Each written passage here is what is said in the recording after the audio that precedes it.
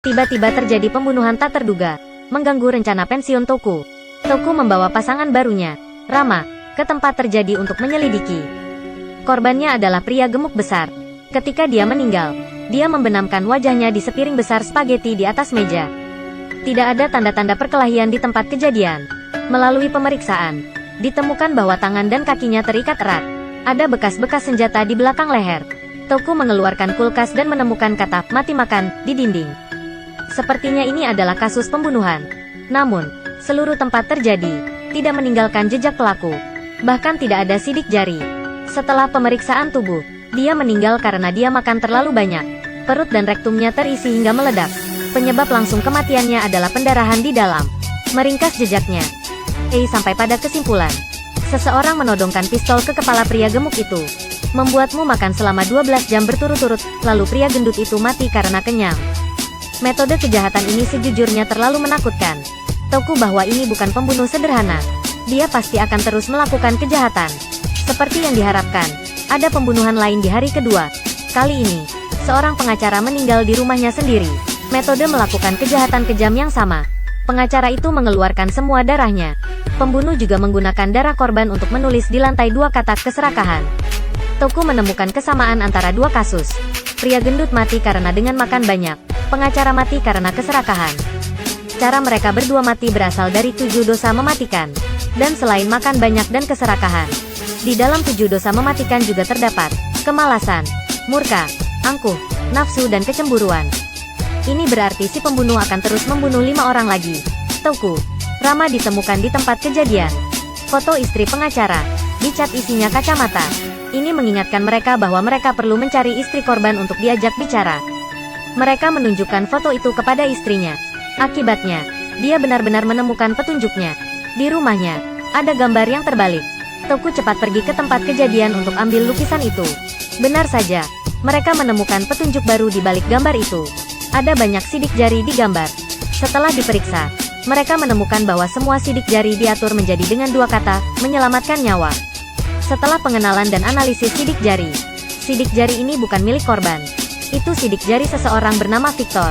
Victor sakit jiwa, memiliki riwayat perdagangan narkoba dan menyerang polisi. Dia juga masuk penjara untuk sementara waktu karena memperkosa seorang gadis belum dewasa. Tapi dia memiliki pengacara yang sangat hebat, sehingga dia hanya diberi hukuman yang sangat ringan. Dan pengacara adalah korban yang meninggal karena kejahatan, keserakahan. Polisi mengira mereka telah menemukan pembunuhnya. Kirim sejumlah besar polisi ke rumah Victor untuk ditangkap. Setelah membobol rumah, mereka menemukan Victor bukanlah pembunuhnya tetapi korban berikutnya. Di tempat tidurnya tertulis 2 kata, malas. Dan salah satu tangannya terputus. Bagaimana dengan sidik jari yang ditemukan Toku? Itu karena si pembunuh menggunakan tangan Victor untuk letak di tempat kejadian. Pembunuh mengikatnya ke tempat tidur, lalu mengambil banyak gambar untuknya. Dari gambar yang dilihat, Victor ini telah dikurung selama setahun. Setahun penyiksaan mengubahnya menjadi mayat. Lihatnya bukan hantu juga bukan manusia. Tapi untungnya dia belum mati. Polisi dengan cepat membawanya ke rumah sakit. Tapi dokter juga menyerah. Dokter berkata, dia menjadi bodoh sekarang. Lidahnya juga digigit sendiri sejak lama. Ditambah disiksa untuk waktu yang lama. Dia sekarang sama seperti orang mati. Singkatnya, ingin memberitahu Anda berdua, tidak ada cara untuk mendapatkan informasi yang berguna dari tempat Victor. Petunjuknya terputus lagi. Situasi saat ini sangat tidak menguntungkan bagi mereka. Pembunuh ini sangat sabar, juga tahu bagaimana menyembunyikan kesabarannya. Dia bahkan mengerjai kelompok investigasi. Tidak ada petunjuk, harus memulai penyelidikan dari 7 dosa mematikan. Jika si pembunuh menggunakan metode pembunuhan menurut 7 dosa mematikan, maka dia pasti meminjam buku yang relevan ke rumah. Kemudian Toku gunakan beberapa trik. Temukan semua orang yang telah meminjam buku yang berhubungan dengan 7 dosa mematikan dari perpustakaan. Setelah menyelidiki, mereka menemukan sebuah nama. Meminjam buku-buku terkait itu. Dengan sikap ingin mencobanya, Toku dan Rama pergi ke rumah orang itu. Mereka mengetuk pintu tetapi tidak ada yang menjawab. Pada saat ini, seseorang naik elevator. Setelah melihat Toku dan Rama, dia membeku sejenak. Kemudian dia mengeluarkan pistolnya dan menembak. Itu benar. Ini pasti pembunuhnya. Pembunuh itu melepaskan 2 tembakan dan melarikan diri. Dan Rama dengan cepat mengejarnya. Tapi setelah mengejar berapa jalanan, ketika dia sampai di sebuah gang, Rama disergap olehnya. Pembunuhnya menodongkan pistol ke kepala Rama. Pembunuhnya bisa saja menembaknya secara langsung, tetapi dia tidak melakukannya. Lalu dia meninggalkan Rama dan menyombongkan pergi. Rama masih belum pulih, sudah pergi menggeledah rumah si pembunuh. Rumahnya penuh dengan senjata pembunuh dan foto para korban. Ada juga banyak buku harian, tanpa tanggal yang melekat padanya. Meskipun dia menemukan sarang si pembunuh, dia tetap tidak berhenti melakukan kejahatan. Segera, korban keempat muncul. Kali ini seorang pelacur. Kata yang muncul di tempat terjadi kali ini adalah nafsu. Seorang pelanggan pria diancam oleh seorang pria bersenjata gun. Memaksanya, menggunakan pisau untuk berhubungan seks dengan gadis itu. Dan gadis itu juga mati karena itu. Ketika dia diinterogasi oleh Toku, dia masih sangat ketakutan. Ini belum berakhir, kasus kelima terjadi di sana. Di dinding tempat terjadi tertulis kata-kata angkuh. Korban kali ini adalah bintang wanita, apalagi wajahnya hancur. Pembunuhnya menaruh obat tidur di tangan kiri gadis itu, dan telepon di tangan kanannya. Lalu biarkan dia membuat pilihan. Panggil bantuan. Dia dapat terus hidup. Tapi kehancurannya wajah akan ditemukan oleh semua orang. Wajahlah yang membuat bintang wanita itu sombong. Jika kecantikannya hancur, mengapa kamu masih hidup? Jadi dia memilih untuk bunuh diri dengan meminum obat tidur. Setelah memeriksa tempat kejadian, Toku dan Rama kembali ke kantor polisi bersama. Sekarang waktunya semakin mendesak. Si pembunuh telah membunuh 5 orang. Kemungkinan besar, setelah membunuh ke-7 orang itu, dia akan menghilang dan menghilang dari dunia ini. Tidak ada banyak waktu tersisa untuk polisi. Namun, pada saat ini, sesuatu yang tidak mereka duga terjadi. Pembunuhnya benar-benar pergi ke kantor polisi sendirian. Dia berlumuran darah, seolah-olah dia baru saja membunuh seseorang sebelum datang. Adapun apakah dia telah membunuh ke-7 orang itu, kami tidak tahu untuk saat ini. Meskipun dia pergi ke kantor polisi untuk mengaku, dia segera memanggil pengacaranya lagi. Dia meminta pengacaranya untuk memberitahunya bahwa dia telah membunuh 2 orang lagi. Tapi tubuh itu disembunyikan olehnya. Dia setuju untuk memimpin 2 orang Toku dan Xiao Bai untuk menemukan.